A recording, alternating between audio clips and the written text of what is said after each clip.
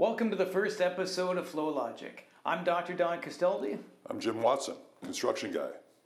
And we're going to be talking about mental health in the workplace. In particular for people who are construction workers, trade guys, the direct line staff, people who don't often get a lot of opportunity to be supported around mental health and being able to get promotion around their self-care.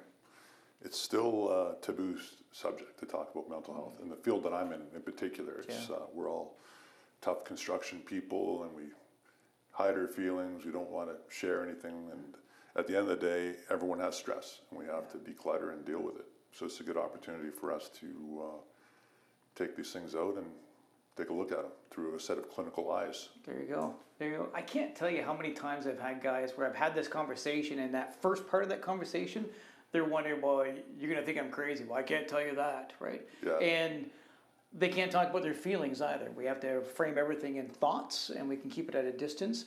And I think, it's unfortunate because I end up hearing these circumstances in which people are not comfortable with just simply expressing themselves, not comfortable with just understanding where they're at. And that's a key aspect towards people's quality of life, is being able to own all those pieces of ourselves, whether or not it's fantastic, whether or not it's something we can put up on our Facebook and say, hey, look how happy I am.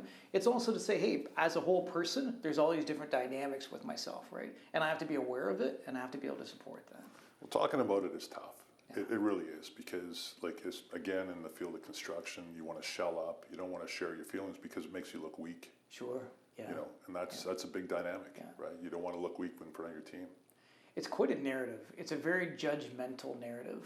And unfortunately, while you have everyone experiencing so many things, if we're only talking about a singular narrative, then the only time that you actually start addressing it is when it bubbles up, right? When it becomes an incident, right? And then all of a sudden it's like, hey, why is this guy, getting angry? Why is this guy blowing up? Why is this guy, abusing substances, right? Why is he late? Why is he having mental health days? All these sorts of dynamics, it ekes out, right? These are the symptoms of what happens of unattended to mental health. Exactly. When I think about like an incident that takes place, one of the things that comes up is the mind wasn't on task. But what I want to find out is why the mind wasn't on task. What were the drivers? What were the interrupters? What happened to that individual that they weren't, in a state of flow? Sure. The key aspect that I'm thinking about, and this is probably the second point, I guess, really with the podcast, is that we want to take a really critical review and discuss how we address issues, perspective taking of all persons, no judgment, not this guy was a bad guy, this guy was a crazy guy, this is what can be done different. We want to name the dynamic and we want to critically review situations, real life situations, and actively think about what wellness looks like. And we talk about it as active wellness because wellness is not something that just happens to you, right? It's not just like on this day, hey, I felt really good. If you're finding yourself in a situation where wellness is something that comes and goes, if wellness is something that you think is just kind of passively occurs, right? Good day, bad day, that kind of stuff, then that means that when you do have an optimal day, it's going to be fleeting because you will not understand what were the ingredients that went into that day to make it work. What was it about you and your environment that interacted, right? What was the synergy of your experience that said, yeah, this works for me, right? If you don't understand that methodology, then happiness will be fleeting. Right? Happiness, enjoyment, wellness will all be fleeting. So we really want to take a critical look at that. And I want to be able to bring up the whole point that it's not just about individual. Unfortunately, self-care is labeled as self-care. And the reality is that self-care is improved significantly when you feel like you're supported by an overall group that also cares about your self-care. And so what we're going to be talking about is also the workplace, right? Culture. Think about how many times we've been asked, and you've been asked, to improve the culture. We have to address this culture within a company. Well, and that's why I brought you in a couple of jobs, because culture was going south. I'm not a clinician, definitely not a doctor. So that's why I brought you in, because we need to diagnose what is the drivers to these negative behaviors within this culture. Yeah. It's not the person, it's the behavior that needs to be addressed, if I'm understanding it right. Yeah. Well, part of this piece is that it's not just about what the individual can do, which there's an incredible amount of empowerment we can have with a particular individual. but it's also systemic change, right? It's that cultural change piece. How can we create an environment where we have a common language, right? Where that narrative that is judgmental and punitive and shaming toward a particular person because they've expressed themselves in some sort of way is removed, and we're more moving forward together as a group, because the mental health of a group helps everybody, right? It's like the rising tide floats all boats, right? This is how we end up moving together. And I mentioned earlier on about achieving that state of flow, because those are the best days at work, is when you first break rolls around and you go, geez, it feels like I've only been out here for 5 minutes, but you've been hard at it for 2.5 hours, 3 hours, and time just flows by, and you're completely in the moment. It's so true, and that actually brings to, a lot of our audience might not even understand what flow means, right? And so flow logic, when we think about it, the word flow was actually coined by a Hungarian psychologist back in the 70s. He was a part of University of Chicago, and he was studying actually what allowed people to maintain a level of enjoyment and pleasure, even though they weren't getting a secondary reward, like money or some sort of external incentive. There was no shiny object, there was no golden handcuffs that said, keep on doing this and you'll get this external reward. They were finding happiness and enjoyment in what they were doing. And what's really interesting, how he described it is that he ended up saying that once you're in this state in which you are very connected to, attuned to what was happening, there's a feeling of being very alert, very strong, and also having this effortless control. And the idea of effortless control is that we're having this unself-conscious. I know it sounds like a strange kind of way of terminology, but being very self-conscious is that I'm very aware of myself and my surroundings. I might have anxiety about things. I might be thinking more about the order and sequence of things versus being present in the here and now. And what he's saying is that when you're able to have that attunement to a situation in which you're not so distracted by so many other things, you're able to have this flow. And he first applied it, surprisingly enough, to athletes. And he talked about, being in the zone, right? So athletes and sports figures throughout the world talk about getting into the zone. How can you have this optimal experience? And so from there, it's been to artists and writers and numerous people around being in a state in which they're on the ball. Things are clicking, right? It just makes sense. I'm flowing. And the actual term flow came from feedback that he was getting from all of his research, in which he would say that I feel like I'm flowing like a current in a river, right? I'm just kind of moving along. That's where the term flow actually even came from. Yeah, that's excellent. I really didn't understand the term until you mentioned it to me. And it also plays well into safety culture, because when you take in safety and it becomes part of your DNA, it's effortless. You just know that something's not right, it needs to be corrected. Right. And instead of struggling with the procedure, struggling with the safety rules, you know the safety rules, and it's just completely integrated. Yeah. And I want to definitely reference the person who coined that term flow and did that research. His name is Mihaly, and it's a Hungarian name, so I'm trying to be really clear with it. It is She Sent Me High, is how you would say it. She Sent Me High is his piece. And he's talked about, he's really expanded it. And even though this came out in the 70s, what's really interesting is that in current day, like over the last 10 years, neuroscience has demonstrated the validity of his findings and being able to show it. And really what it ends up looking at, what's really interesting, is that rather than just simply having the thinking concentration parts of our brain that's all around problem solving and decision making, things of that nature, there's a nice comfort blend between our thinking centers of our brain as well as our emotional centers of our brain. So there's pleasure and enjoyment with truly engaging in something and not being so focused on just the task and getting it done and problem solving and things of that nature. So it's a blend of those two things that really works. And that's one of the hopes that I have about this podcast is how do we achieve flow and declutter with all the stress that we have on a work site. I mean, everyone has it. There's always something that happens on a job site. It doesn't matter if you're a nurse, you're an iron worker, you're a carpenter, there's always some type of stress that happens. So how do you declutter and achieve that state where you're in tune, everything's going along safely, everyone's getting along, and the job's getting done? And that's, at the end of the day, that's the satisfaction of the work that I do, is like when you build something or you take something down or modify something, you have that satisfaction that you and your team actually achieved something that was good. Yeah. It's a great point, because you might have a lot of people will hear about the idea that we're having a podcast around mental health, right? And you might have that group that already has that judgmental narrative that, oh, wow, it's, everyone's you're really weak, and so that's why we're, I don't want to listen to that sort of thing. Yeah. Or there might be the judgment, okay, well, that's the doom and gloom show, right? I don't even want to, if you're depressed, watch this podcast, it'll help you out. And while we will be talking about things that are dark and difficult and incredibly challenging that people experience in life, from addiction to depression to anxiety to marital conflict to workplace dynamics to gossip, all those sorts of things, our goal, our feature is having an optimal quality of life. How do we find ourselves in such a way where we can do the decluttering?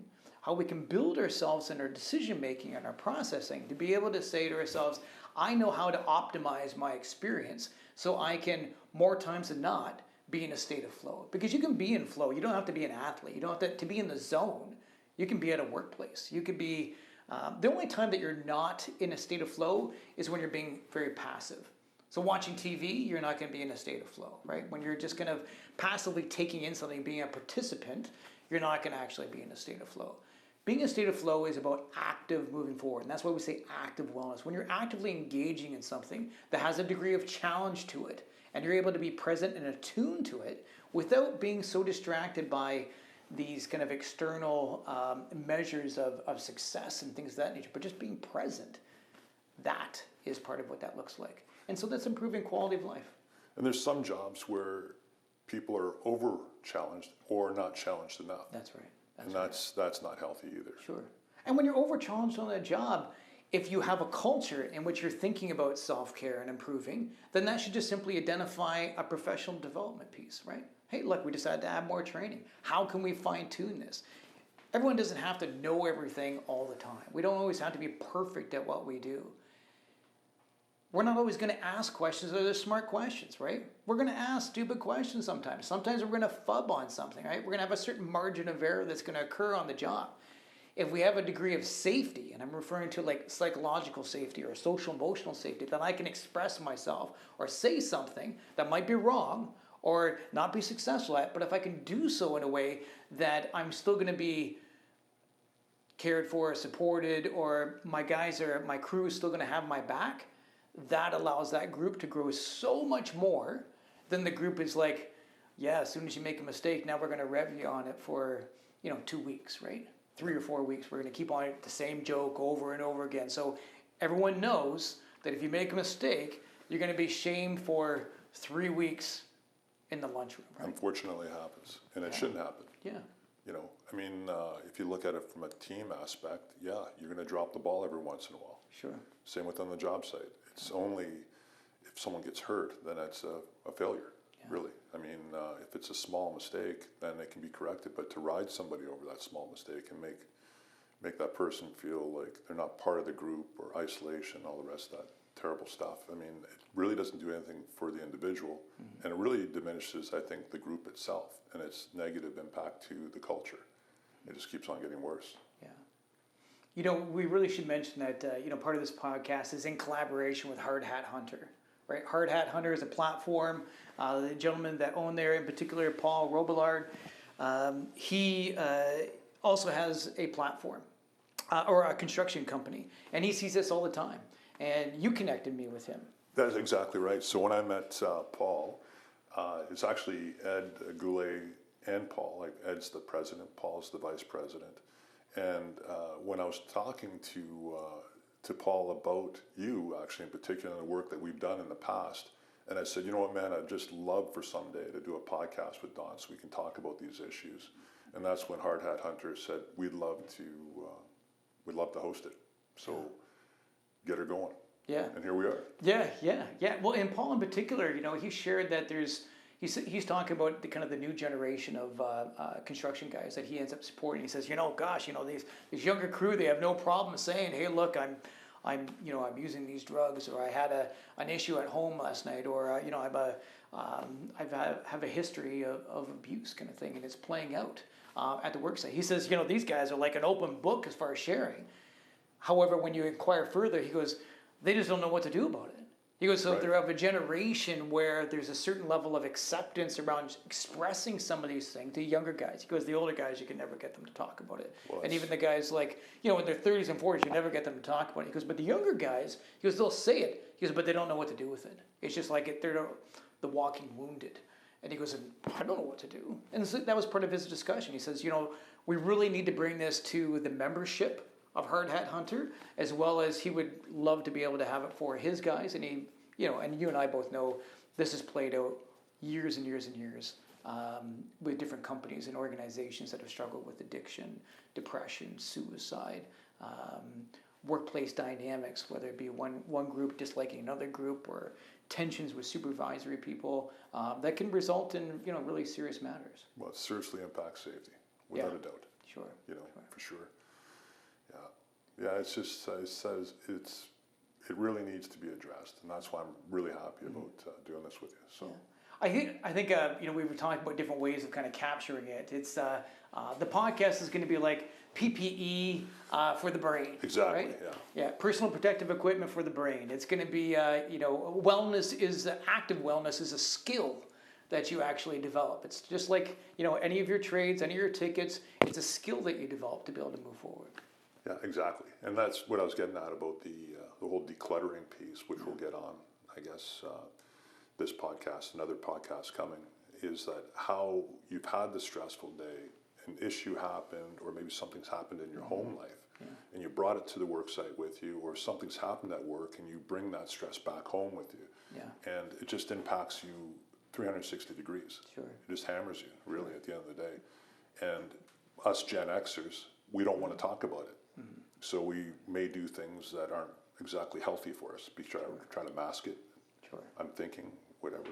And then you have the young generation, like you said, that are very open about it, but they don't know how to figure it out. What to do with it, yeah. And they're not getting anywhere with my generation, because we're just like, why are you whining? Yeah, that's right, exactly. that's right. Which that's is right, terrible, right. because when a guy, person, whomever says that they have an issue, there's a good chance they're going to get shamed in the job site. Why'd you bring that up? Like that type of thing. It's terrible. Yeah. And we keep on talking about safety, and one of the things I'm looking forward to us talking about is holistic safety. And what is holistic safety? Holistic safety, at the end of the day, is recognized not only do we have physical safety, but you want to have psychological safety, social emotional safety. So think of psychological safety as I'm able to make a mistake, and I can do so in a way that I'm not going to get my head chopped off or shamed by the group. Social emotional safety is really about understanding, how can I understand the perspectives of other people so I can actually work through an issue, so it's not just simply might means right? So it's not simply a situation in which whoever the big dog is in the group, that's what's going to win. Whether or not it makes sense, or whether it is appropriate, or whether it's successful or not, that's the way it's going to work, right? So we want to move away from that and be able to recognize, once we look at all these aspects of ourselves, we are going to be more apt to be able to have not only a better quality of life, but us as teams and groups are going to be able to flourish and be far more, in a workplace environment, far more productive and efficient. So what would be a good example of breaches of psychological safety, and how do you rebound back from something like that? Well, there's a couple of things. I mean, I think there's a lot of great examples that we're going to be talking about in the future. But I got all kinds. I think when I look at the breaches, you're looking at in particular around invalidation, right? So let's say somebody comes up to you and they get confronted by a supervisor, and it's in the lunchroom, right? And he shames the guy for saying something, right? And now all of a sudden that guy says to himself, "Hey, look, you know what? Like you're not really listening to me. I went up to you and I said, I was trying to express what was going on, and you said that I was weak, or I was this." That's obviously an obvious breach. The other piece is that the supervisor then says, "Come on, I like you, man. You're a good guy. We can work through it," kind of thing.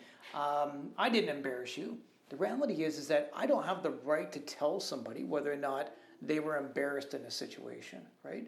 I can only let them know what my intention was, right? So even if I think that I disagree wholeheartedly that you were embarrassed, right? I said, I didn't see that kind of thing, and that person says they're embarrassed. I don't have the right to tell him or her whether or not they were embarrassed. What I can say is only what my intention is, right? But if I miss that step, I have this invalidating experience in which you say, nah, that didn't happen. It's not a big deal. You got to suck it up, right? This is what it means, right? If you want to have the soft talk, then maybe you should have become a psychologist or be a therapist or something like that, right? This is the workplace, right? We just, we work through. This is a crew. You gotta hold your own. And just in simple toolbox terms, like when we talk about something like this, is like some supervisors will tune up a guy. That's what they call it, tuning up. Sure. In front of a group, and he thinks that he's achieved his goal of like really telling them, who's the boss here and really driving it home. Meanwhile, that individual is now mentally crippled to some extent. You throw him back out there to do a job. Sure. Safety's impacted for sure. And heaven forbid there's an accident. But unfortunately, these things happen. Whereas I think the supervisor should have took the person aside, constructive criticism, and just said, hey man, like 9 times out of 10, you're knocking out of the park, but today something's off. So what's going on with you? You're not, you didn't do this, you didn't do that. And I guess that's that breach of psychological safety, because isolating somebody and shining a spotlight on them really doesn't do anything for the culture, doesn't do anything for the individual, and ultimately it makes, in my opinion, makes the supervisor look weak. What's interesting it's true, and what's interesting is that as much as there are things that you can say in a moment, it's about what you're doing consistently and predictably. So what I mean by that is that there's a thing with psychological safety where we'll say that it takes months to build and only seconds to destroy. Absolutely. So I can be telling you that you're safe, hey, I got your back, we're a crew, we're like a family kind of thing, we're really super tight. And then all of a sudden when the shit hits the fan, right? When we actually have an intense moment, if all of a sudden I find myself that I'm being the big dog, or I'm insulting you, or I'm criticizing you, or I'm embarrassing you, basically pushing you down to raise myself up, then the psychological safety's gone, right? Right. Because safety, psychological safety, social emotional safety, is a felt experience. We can't tell somebody that. It's a felt experience. And so you have to, and you do that through basically structure, consistency, and predictability on how you engage somebody, how you approach them, how you problem solve. So I can tell you all day long, hey, look, I got your back. You can listen to me. I'm going to support you. But am I consistently doing that? Or am I only doing that when things are going really well, but then when things are sideways, that's when I'm going to push you down to raise myself up? Because really that moment, that's going to destroy whatever narrative you were trying to create, but didn't actually come to fruition. Gotcha. I wonder if we should talk about that job I brought you in on all those years back, when there was a definite breach, without a doubt. When the guys there was an incident that took place out in the unit. They mobilized to a safe place, and the supervisor came in, and you were on the job site and said, okay, boys, get back to work. And one of the guys raised his hand up and said, what happened? Yeah. And he got jumped on. Yeah, it was a really interesting situation because wasn't one of the incidents that occurred that was hazardous waste, and there was some exposure that had occurred? Yes, potential hazardous, yeah. Yeah, so guys ended up getting exposed to some hazardous waste, and they were sick, right? And so there was a fear that ended up happening within the place. Normally it happens at any place that involves with chemicals or any sort of hazardous materials. There's a certain level of exposure that can potentially happen. And so the guys were restless, right? Right, so the incident took place prior to this. Yeah. And the guys were just saying, is this the same thing? Yeah. Are we going to go out there and get exposed? Like, what's going on? Yeah. It was interesting because part of that piece was that you had to go to a meeting, and so you had me go into this room, and it was a big, huge lunchroom area, and there was probably about 100 guys in there easily, right? So the sirens went off, said, hey, look, we got to go here until we can fix or remedy this particular concern that we have, possible exposure. So everyone goes in there and they're waiting, kind of thing. And so I wanted to introduce myself and let them know how they could, engage me. They'll see me around, what I'm here for. So I stood up on a chair.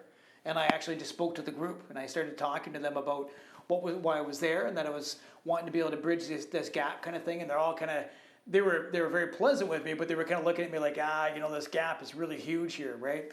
Between us and the place that we're working at, there's this really big gap around what's going on. I don't think it's going to work. And then all of a sudden, like you said, the plant guy came in. He ended up approaching the group and says, okay, back to work kind of thing. And the one guy puts up his hand, and he says right away, he says, well, He said, well, yeah, well, we're going to go in, but what happened, right? Was it actually another exposure piece, or was it just like a false alarm kind of thing? That was part of his question. And that guy that came in, he paused for a minute and he just simply said, I don't know, they said it was good, so it's back to work kind of thing. People were hesitant, right? People were hesitant to move. It's like, well, no, yeah, we just was it a real thing, or what actually occurred? He wanted more information. And unfortunately, the plant guy, his position was, it's time to go back to work. You just got to trust me. You just got to trust me that I'm saying that it's safe. And this is a prime example to communicate that safety is a felt experience. It's like, I hear you saying that it's safe, but I don't feel very safe here. So he was looking for more information. Right, and he's entitled to it. He is.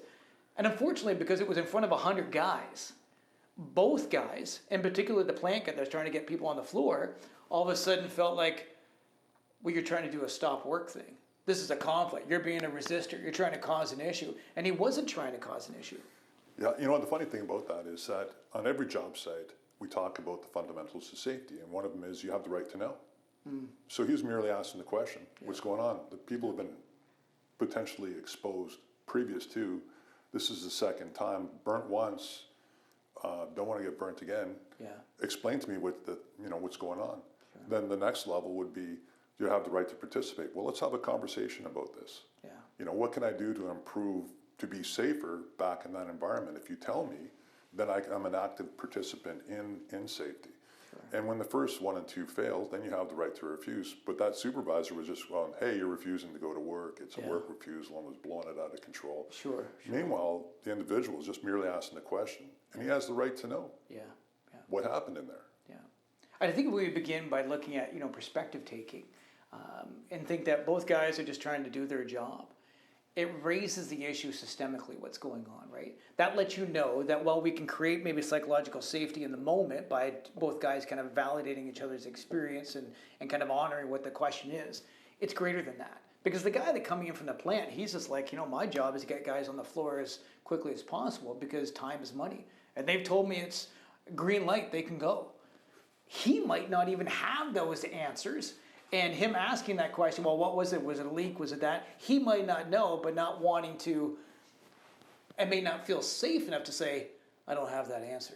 Let me get back to you. And that's a systemic issue, right? That's a systemic issue that particular company at that time, and given that dynamic, wasn't considering. They made an incredible effort to be able to remedy the situation so it didn't replicate. But what they missed was the human experience piece, that you might have to have repeated introduction and exposure probably the wrong word, added introduction and reassurance and knowledge about why this is safe, so we can start building back up that felt experience of safety.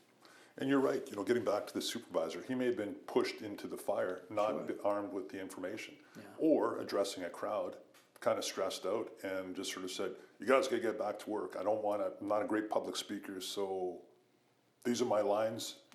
Go, right? And the young fellow probably was under a tremendous amount of pressure to get the guys back out.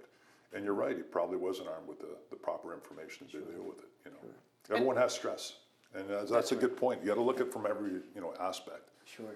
The supervisor could have been in a horrible state of mind. Pressure. I mean, that particular place, I'm not too sure if it's true or not, but it's $600 a minute when the unit's down. There you go. It's probably double, triple that now, because that was a while ago. So big money, especially when you got a couple hundred guys standing around. Absolutely. A key aspect, and we're going to talk about this more in other episodes, when you're in that situation, you have two guys, you want to be able to name the dynamic and don't make it about the person, right? This isn't about Al and Tim who are having this conversation while Al's an asshole and Tim's being difficult. It's not about that. Let's name the dynamic. The dynamic is that we're feeling a little uneasy to going back in after there was already this previous issue with this hazard. So we'd like a little more information to feel comfortable. It's not about whether or not Al's going to be the difficult guy and this guy being a resistant guy. We remove that and name the dynamic. And then it makes it much more palpable. It makes it much more about what's happening and less about this personalized issue. was interesting is that, so ultimately that guy goes back to get more information, comes back, literally just said, get back to work kind of thing. Ultimately, everyone did go back to work. The guy that was asking the question yielded. He didn't have to, but he did yield in that situation. And as soon as that guy left, I'm still standing on the chair, right, addressing the group, and this all happened right in front of me. And so everyone suddenly stops, turns around, looks up at me like, we were just telling you there's a big gap there, Doc. What are you going to do about it? And so I just paused for a minute and said, yeah, that could have went better. Yeah. Everyone just busted out laughing kind of thing because it was just so intense sort of thing. And that guy pulled me aside afterwards, the supervisor, and they were saying that I was assisting with a stop work sort of situation. Once again, focusing on dynamics that were missing that human experience. It wasn't until we went to his boss that we were able to have a conversation as to what the dynamic was and remove the hurt egos that were along the way. And I made hay out of that all day. Because the first thing I said, you mean the individual has a right to know. Yeah. And that shut it right down. Yeah. I said, what are you saying, that all of a sudden these rights are waived in this magical place? I don't think so. Yeah. He raised his hand. What happened? So what did happen? Sure. Let's talk about it. Yeah. The guys did end up going back to work, but they certainly didn't have to. No. And realistically, the supervisor should have came back with the information and said, it was this, we got it addressed. If you want to see proof, you want, these are the things that we've done to make things safe for you to go back to work. But again, pressure. Yeah. Everyone has it. So you and I have known each other for over 30 years. Yes. You're like one of my closest friends. We've known each other forever and a day. One of those, when I describe it to people, I often say it's one of those close friends that knows everything about you that you don't want everybody else to know about you, right? That kind of personal information, right? Yeah. And we knew before our careers and all that kind of stuff, right? Like in early 20s kind of we met. And we've been able to have these conversations ongoingly and being able to have numerous jobs related to addiction, team building issues, lots of dynamics, this just being one of them. And we've had these conversations. And for years we've had places say to us, we should be having this conversation so other people can hear it. Right. Because this is a way to be able to address it. And it doesn't work with just me being a clinician addressing them in a vacuum, and it doesn't solely work with you just being a construction trades guy solely talking about it. It's the combination of the two, and we've been having these for years, and so I'm excited about it. Well, I've certainly leaned on you over the years, and I got to being honest. I mean, you really improved my game because I was looking at things fairly myopically in the past. Like I was very focused, and like you said, Buddy did this, so he's an asshole. Instead of looking at what was driving that individual to behave that way. Sure. And I sort of grew from our conversations into when I look at the attendance sheet and someone's missing every Tuesday, having a conversation with a guy. And recently, a couple of years ago, I did have a conversation with a guy who's missing every Tuesday. And I sat, he was a young guy, and I said, what's going on with you? Every Tuesday you show up 2 hours late. Like what's going on with you, son? Sure. Like what's happening? And if it was Friday, I could figure out paydays on Thursday, and then it would be deductive reasoning, although I'm not a clinician. But he said, well, I'm a single parent, and that's the only day that my mom can't take care of my son. And I was like, oh, okay, well, we got to fix this. Sure. So I said, how about on Tuesdays, you show up at 10, you got plenty of time, don't worry about the time, we'll figure that out. Nudge, nudge, wink, wink. Right. That guy was over the moon. He's part of the team. Sure. Right. I got his back. Sure. And I do. Yeah. Still do. I still talk to the individual. So he's a good guy. Nice. And it's tough being a single parent. Yeah. And being a single parent and working full time. Sure. You're leaning on your parents to help you out, just trying to make things right. Yeah. And this is where we realize that there are so many, shades of our life, right? It's not just simply this is my work job and that's it, right? The reality is who we are as people, our friendships, our families, our personal dynamics, our mental health, all spills over into different contexts of our life. And so in order to be able to have the greater quality, to have that optimal experience, we must understand those, right? We have to have a consideration of that versus just having a hard line.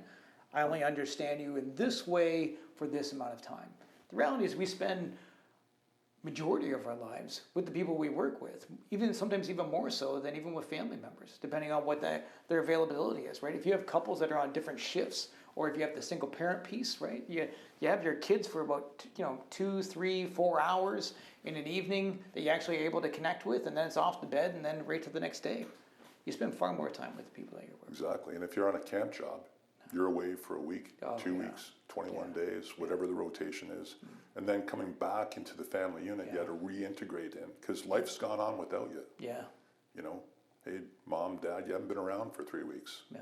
And you're kind of like a third wheel and you feel it, you know, and it's tough. It's tough on your head, right? And then you have to go back out there, you know, back to the camp. Or you're working long hours.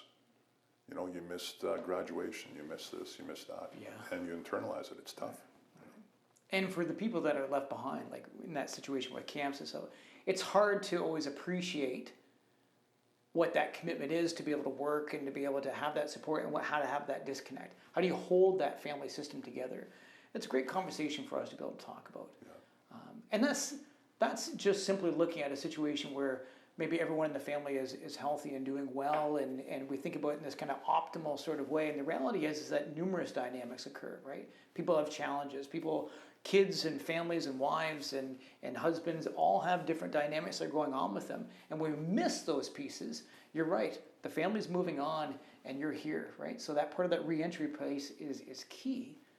And it's not only key for that professional, but it's also for that family. There could be resentment on both sides. So resentment on the child, like why is my mom or dad leaving? Yeah. And then for the person bringing home the big paycheck going, why aren't you happy? I'm working hard and look at all this stuff we can do with the money that I brought. You know, so there's that dynamic that makes it tough. Somebody the other day was just asking me how we first met. And I was trying to think about it. You know, it's been like 30 years, right? So it's been, you know, and there's so many. I mean, I think there was probably 2 or 3 times that we met in the very beginning. Yeah. Maybe the first 2 things we won't really mention too much, kind of thing. Well, you know, it was those early. But I think, you know, one of the first times that really kind of got to know you is we're both working on the job. Yeah. Right. So we good old Hydrodyne. Yeah, Hydrodyne. So it was an industrial cleaning company. Yeah. And I was working on the vac side, and you were working on the water side. So high pressure water wash, and I was industrial cleaning. So on the big hoses, right? And we lived in Sarnia, so it was all Chemical Valley. So you're having to do the you know, going into tanks that hadn't been opened in 25 years. And when you ask the guy what was in there, like, yeah, I don't know. I don't know what it is now, but you just got to clean it up. Exactly. And I got to give a shout out to my cousins, Eric and Red, for really drilling safety into me. It's come a long way. There's no end goal for safety. There's always things we can do, and that's part of this podcast. But really, when I think about it, it was like we were in the Stone Age with some of the stuff we were asked to do. Yeah. It was the Wild West back then, Yeah. right? It was they were a contractor. You were going in those environments. If you were able to get the job done as quickly as possible, it didn't matter how safe it was, but as quickly as possible, then you were going to get called the next day. And for us, we're in our early 20s. What were we thinking? Golden handcuffs, right? Exactly. it's like I got some money. I don't have to go to poor boy night at the local pub, right? I can buy a car. I can actually take somebody out. We don't have to like meet there because I have to walk there. Exactly. Yeah. You can actually afford a cab. Yeah. You know, getting back to the safety piece, I'm thinking of old Mac Kettle. Oh, and during this time period, and him complaining about safety, he was like, I'm tired of all this safety crap. I don't know. And I'm looking at him, I'm thinking to myself, we need more safety, bro. Yeah. Like, this is crazy. Like, even then, like, when I left, when I dropped out of university and came back to Sarnia, like, I was doing a little bit of construction in Winnipeg at the time. No hard hat, no steel-toed boots, no gloves, none of that stuff. Just crawling around in crawl spaces and just trying and getting electrocuted every once in a while if my cord hit the water. Then coming to Sarnia and then giving me a hard hat, giving me safety glasses and coveralls. I was like, I can't afford to pay for this. And Buddy goes, no, it's yours. Just when you dirty the coveralls, bring them back. My mind was blown. Right. And at Hydrodyne, we got boots and we got our slickers and stuff like that. It's just like I was in heaven. Like, I didn't have to pay for this stuff. Right. But then talking to cousin Eric and cousin Red, they let me know quite quickly that there's more that I could do. If they say, you don't wear a mask, put a mask on. Yeah. You know, don't listen to that. Yeah. Speaking of which, when we talk about the equipment and having to buy it, I can't help but think about if you did lose your equipment, right? So for that company, because they were just, like I say, it was the Wild West. That's right. If you lost something, then you had to pay for it, you're going to be in trouble, right? It got put out your check. Yeah, and talking about no psychological safety, that was, I mean, what do you even talk? We didn't even understand ourselves, No. right? So, I still remember when we were just getting to know each other kind of thing, and we were at that one place, and there was that huge pit, and the supervisor comes out, and the supervisor at the time, his name was Shaky, and Shaky was a great guy, great supervisor kind of thing, Certainly. but he had a temper, right? Like Yeah. he would drop of a hat, he would fight you, and anybody that was with you, he would just fight you. On the job, full on fist fights. I mean, we grew up in a blue collar town kind of thing and lived that kind of, that's the way it works, right? I mean, my dad always worked in a refinery, so I didn't know anything else other than that kind of lifestyle. And I remember us standing there. He brings brand new gloves, and we're standing over the pit, and you got a hold of your gloves, and for whatever reason, whatever is happening kind of thing, you drop your gloves into the pit. Brand new gloves, they're going in, like, oh, that's going to cost you. And Shaky just freaking on you, just flipping right out. Yeah. I mean, talk about trying to shame you. I mean, it was beyond. I mean, it was going to be a full-on piece. Yeah. And I remember you standing there, right back then, we both had long hair. Imagine that. Yeah, when we had hair. When we had hair, yeah. We both had long hair. And I remember you standing there with your hair kind of thing, and you were just very quiet. And you just leaned over and looked at him, or looked down at him kind of thing. Because he's still a tall guy, but not as big as yourself. And you just looked down at him and said, how about I rip off your arms, take your gloves, and then I throw your arms in the pit. And then all of a sudden he just stops for a second. He's like, okay. But he's gone, yeah. And then he just left kind of thing. But I think about that moment, and I think about those dynamics, and that was like every day. That was always the case, right? Yeah. That was always, and not everyone was going to have that dynamic to be able to get there, right? And I might have sounded like I was really cool when I said it, but I was pretty nervous because this guy, like he would literally go at you. Oh yeah. You know, I've seen him shove guys. Oh, yeah. You know, stuff that you'd hopefully never see in a job site. Yeah. You know, it's funny that you mentioned that. It was when I got into the apprenticeship a few years later. There's two brothers arguing on the steel. Wasn't very high off the ground, high enough that if you fell, you'd get hurt. One shoved the other one, and two iron workers, I guess I can say that. There you go, yeah. They grabbed their spud wrenches, and they were trying to beat each other with the wrenches. So one brother had his other brother's hand keeping it away from getting hit, and they're both trying to wrestle it. And I remember the superintendent coming out of his shack and just screaming at him. Yeah. You know, get out of here. And meanwhile, they're rolling back and forth over all kinds of sharp stuff. They got puncture wounds in their back. And within 10 minutes later, they're laughing and slapping each other on the shoulders. And I thought maybe I was in a Stooges skit for a second. Right. It was just crazy, you know. And I'm glad that, you know, that type of stuff doesn't happen today. You know, really, I mean, when you think about the stuff that we've seen when we first started off, it was challenging. And psychological safety out the window. I mean, like for us, we're making a big check. Sure, yeah. And I was really happy with the paychecks and all the rest of that stuff because we could afford to do things. But as you know, you go along, you start seeing the impact how it has on people. I'm glad that safety's improved significantly. Yeah, absolutely. And it's not even just about those. I think back to those, you know, us as being young guys kind of thing. It would have been so helpful to have somebody give us a little more perspective. And even though you might not have taken all that advice, right, because you're young, you're like, you know, I can just, you know, go all night, it's not a problem kind of thing. It would have been helpful if there was a culture or a narrative that was in support of, hey, look, you know, you're going to be the next generation moving forward here, right? This is how you kind of balance these things. Sure, you can have fun. Sure, you can do this here. But yeah, we're going to be safe, and we're going to work as a crew, and we're going to have each other's back. And in turn, we can still make a lot of money. We can still have a good time. And we're going to do so in a way in which we all make it to the end, right? Because at the end, we talk about some of these scenarios, and we can have some humor with it. The reality is that people can get incredibly hurt. People can die. And I think there was quite a few guys that didn't make it, right? There's guys on the crew that, you know, were just fraught with, I didn't know it at the time, fraught with anxiety, right? Overwhelmed by the pressure, right? Getting smacked around, right? Yeah. All that kind of stuff. Pressure with the job, pressure with Scott Air Tanks.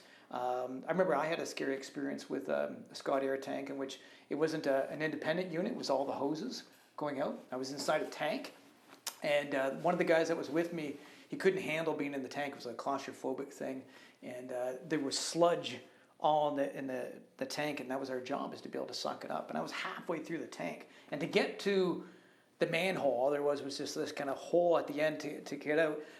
You had to walk a long distance. It was like walking through incredibly deep mud, but it's sludge, and you can't get anything on you because you would get chemical burn. And I remember he ended up getting out because he couldn't handle it. For whatever reason, somebody on the outside, maybe they thought they were turning off his hose, but they turned off my hose.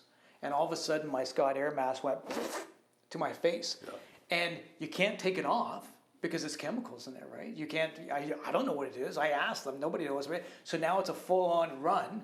So I'm exerting even more air. And finally just doing literally the dive, right? The old Superman Scooby-Doo dive out the thing there just to be able to get out and then ripping my mask off. And I remember in particular, the guy that was running the truck that day was just, we'll say he was unfavorable. Anyways, he thought it was very funny. Oh, yeah, look what happened. Yeah, I must have gone the wrong thing. Oh, well, it's fine, kind of thing. And I was plenty pissed, and it kind of resulted in a difficult situation. But I remember the next day. I remember the next day going back and not understanding what was happening for me, but I had incredible anxiety. I had no way to express it. I didn't want to say anything, right? I didn't have anybody to chat with about it. I remember experiencing a lot of anxiety and literally putting back on that mask, going in the tank, and having, in retrospect, somewhat of a panic attack, right? Just kind of feeling that experience about being in there and being mindful. That whole half a week, I worked the whole part of the tank that was closest to the hole. So if it did happen again, I was getting out. And I just slowly worked my way out. So that way I wasn't running through sludge. I eventually worked it through.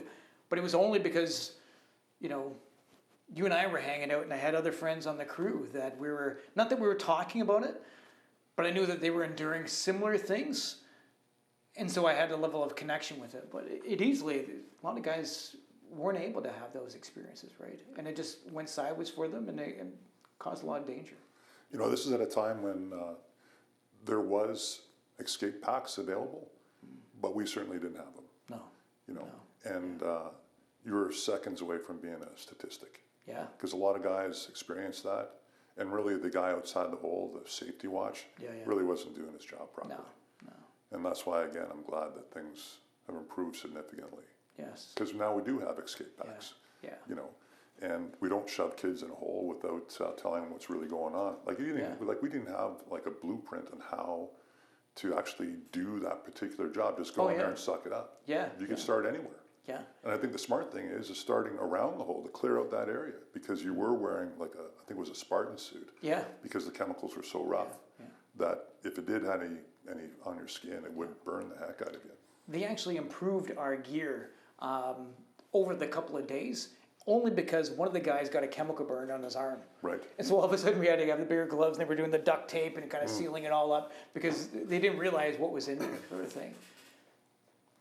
I remember another job where similar, where the guy was claustrophobic, and you were hooking the chunks of rubber out of the bottom of the tank. Right, yeah. And I was inside cutting, and they put this guy in. I think he was from the backside, coming onto the water side, and I could tell immediately something wasn't right. So we weren't wearing any masks. We were told it was fine, although we probably should have been. Sure. But we're cutting up these big slabs of rubber, and I looked at him. He was pale, and I said, "Bro, what's going on, man?" He goes, "I'm claustrophobic," and I said, "You got to get out of here. I can't have you in here. We got 10,000 psi coming off the end of this lance. You don't want to be handling that standing on this slippery rubber. Being having. I didn't know what anxiety was. Sure. And the poor guy, 24-inch man wave standard. He was a bigger fellow, especially with the raincoat on and the boots and all the gear. Got stuck. He kind of swelled up, and now I'm in the hole. And that's, vent in, vent out. There's only water going out the bottom, and my fresh air was coming out from outside, which is now blocked. Right. And he's stuck. Oh, man. And he's panicking. Wow. Yeah. So that was a tough day. Yeah. Which, again, I'm glad I got an apprenticeship after that, because that was a rough gig. Sure. I'm looking forward to having these conversations, right? And I think it's important, what I'm most looking forward to is for people to be able to understand that even though I'm a doctor, I'm not their doctor. But But if we can have a conversation that has people want to continue this conversation with a local therapist or a local physician or with their supervisor or their company, through their EPA, that's what we want, right? We want this conversation to stay alive and not just simply be an episode, right? Because we don't know people's individual experiences. We don't know certain dynamics that they have. But if we can understand or have like a methodology with which they can break things down, problem solve, and also find what those ingredients are that have them achieve that optimal experience, then that optimal experience of their happiness, their flow, won't be fleeting. And that's what I'm looking forward to the most with this. Same here. So thanks very much for watching. Thank you, Jim. Jim, I really appreciate you, and I'm so glad that we're doing this together. Thank you, Dr. D. There you go. All right. It's awesome. We'll see you next time. Hi guys, my name's Jim Watson, aka the Construction Guy. And one of the things I like about this podcast in particular is that we want to support a positive culture, not only for individuals, but the company itself. And as you've probably figured out by now, I love stories. I love telling my stories, but also love hearing stories. And if you feel like sharing your stories with us, we would love to hear it. But I'd ask you to keep the names, the places, we just want to hear the situation.